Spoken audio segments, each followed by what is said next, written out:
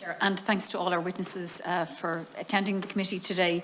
I suppose the directive and the updating of the directive we're all supportive of, and renovating existing housing stock is probably the most sustainable way to increase our housing stock, and combined with 20 billion in housing for all and 8 billion in the retrofitting, there's clearly a very strong commitment from government to do everything that can be done to increase the energy efficiency of our built environment, and for all the obvious reasons, you know, warmer homes and more affordable homes, but I suppose just it also the local employment and environmental benefits.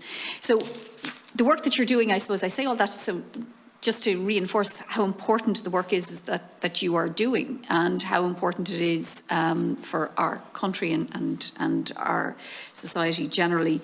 And I welcome it and support it. And unfortunately, I will have to leave because I have another meeting as well that I have to go to, so it's no disrespect intended, and I apologise in advance. I'm Dublin based, I'm Dublin Central, and I suppose the social housing retrofitting that has been taking place by Dublin City Council has made a huge impact in terms of the quality of life of people living in my constituency. And the retrofitting of homes in Cabra and other parts of the constituency has just changed the quality of people's lives. So it's really, really welcome. The new developments that are being delivered under Housing for All, the Dominic Street, the Sean Foster Place, Brickens, you know, the net zero housing is fantastic as well. It's really changing how people are living in the city. And I suppose I have two questions, and they're not so much questions for you, but I suppose to put them on your radars is, with the local authorities, and I suppose Dublin City could be mine, but I think it would go for the others, is I think it's really important that while there are issues, and obviously we all know that there's massive challenges in terms of meeting our housing need and massive challenges in terms of the renovations and our environmental targets. But we need to continue to encourage and support our local authorities to be ambitious, to be really ambitious about tackling the existing built housing stock. So I'm thinking of flats in Dublin Central like Henrietta House and Greek Street Flats, St Mickens and Constitution Hill. You know, they're there, they're built, but there's far too many of them are not up to standard and need to be brought up to standard. And so I really would encourage you, with the local authorities and Dublin City Council in particular, to push that agenda and encourage them to be ambitious about it, because Dublin City Council over the last 10 years did have a bit of a false start. You know, I heard Deputy O'Flaherty mention, I presume he was referring to Longford, how, you know, they had costs and now they feel they've cost overruns and so they're going to draw back. We can't allow that to happen. We really can't allow that to happen with our local authorities. We have to work with the local authorities to ensure that they continue to be ambitious, because the changes and the improvements that can be delivered are enormous in terms of people's real daily lives, but also then in the broader sense. And then the other issue that I want to bring up is the private homes. And you're doing great work, SEA. I want to commend you. You've supported a number of groups in the city, you know, citizen activation and citizens taking ownership and educating themselves and sharing their experience, and all of that is really important. But the one-stop shops, I know you said there's 5 already operating, which is great.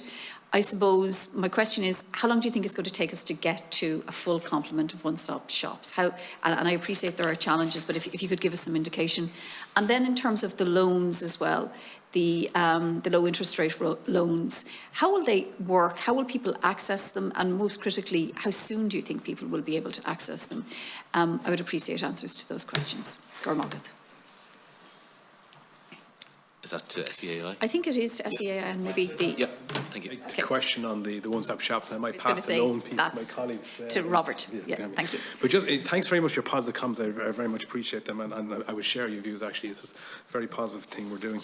In terms of the specific question, the full complement of one-stop shops, we've 5 registered, we've 15 more in the process, we've a target this year of 20. To give you a kind of a non-answer to that question is we don't have a full complement because there is no upper limit. So what we want to do is attract as many companies as the market can sustain, not just in Dublin, but in regionally based parts of the country as well. So what we have is we've got relatively strict criteria to get in to ensure we have the quality piece and the capability of the company to be able to do the works. But what is going to happen, it's very important, is although there's 5 one-stop shops, they're all working directly with the contractor community. So people have this idea there's only 5 companies doing it. They're all feeding into various contractors around the country. So they all have a national presence. And so while they mightn't exactly have direct employees in Cork, they will work with contractors who are based in Cork and things like that. So from that perspective, it's a little bit kind of, the actual number maybe is not as clear. It's unrepresentative exactly. of the scale of their scope. Okay. But it is, there's no upper limit. As many as we can get in there, we will be taking. Okay. And I might pass the loan question to my colleague. Thank you. Robert. Thanks, Senator. So the loan guarantee scheme, in terms of when it'll be available and what it's about, that it'll provide, effectively what the government is doing is working with the Department of Finance and the EIB and the SBCI, the Strategic Banking Corporation of Ireland, to put in place a loan guarantee scheme that will allow accredited financial institutions to lower the loan guarantee will reduce the risk for financial institutions to give out loans for retrofit projects. So that'll in turn reduce the interest rate that homeowners will have to pay and make it more affordable for them. So it's still under development at the moment. There's meetings ongoing with the EIB right now. There's a delegation from the EIB over yesterday and today.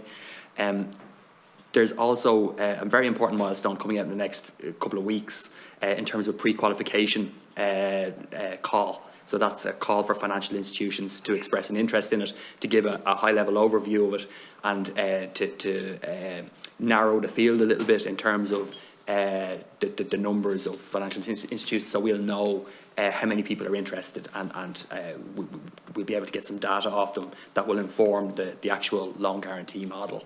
So in terms of when it's going to be available in the market, we're aiming for Q3 of this year. We think it's going to be a very important initiative for those people who draw down on partial grants. So we fully accept that although the grant schemes are very generous by international standards, there's still, if you're doing a very deep retrofit, there still is a big financial impediment and an upfront cost barrier there. So what we're seeing is the future being those partial grants, people perhaps supplementing it with some of their savings, and for those that need the extra bit from the loans, they will be available through financial institutions like banks and credit unions.